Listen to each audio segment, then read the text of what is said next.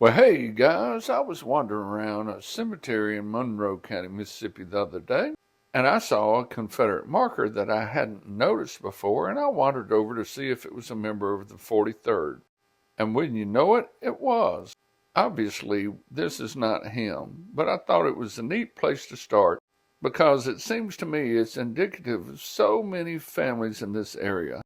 They have deep roots in the formation of these United States of America, but just a couple generations later, the same family is sending another man off to a different war.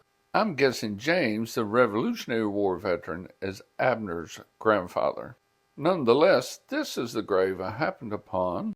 James Carter of Company L of the 43rd Mississippi Infantry. Company L were also called Golson's Rebels, and they were from right here in Monroe County.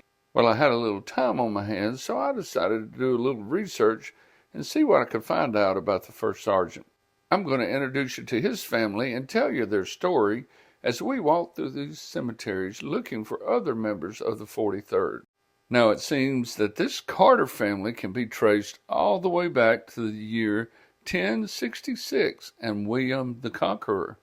But we won't go back that far. You just need to know there was a businessman in Virginia named Merriman Carter back before the Revolution, and he was injured in the French and Indian War before becoming a militiaman prior to the Revolution. Merriman's son, William, was killed in the Revolutionary War. His other son, Augustine Carter, also served during the Revolution and was honorably discharged.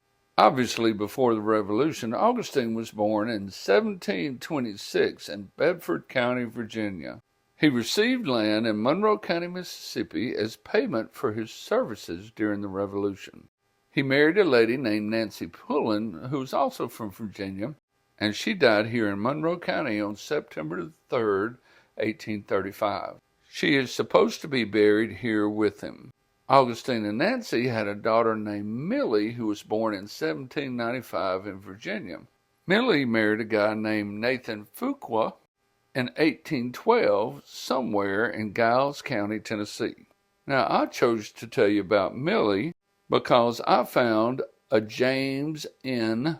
Fuqua, the last name is spelled Fuqua, who was a member of the 43rd. Now, Millie's husband, Nathan, was born in 1812, so I'm guessing this is not him, but maybe. I can only find records for Millie having a daughter named Nancy, but no James Nathan, so this may be Millie's husband. Now, Augustine Carter, the Revolutionary War guy, had a son named Thomas Penn Carter, whose grave you see here beside his wife, Emily. This is supposed to be a picture of Thomas.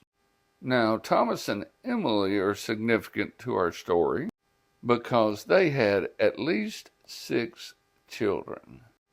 That's right, I said at least 6. Their kids' names were Napoleon, Nancy, Mary, and William, and Private Thomas A. Carter, who is buried here just down from his parents. Now, he didn't serve in the 43rd, but we'll forgive him that. Now, Emily and Thomas Penn Carter had one more son, and his name was James T. Carter, and he served as first sergeant of Company L of the 43rd Mississippi Infantry.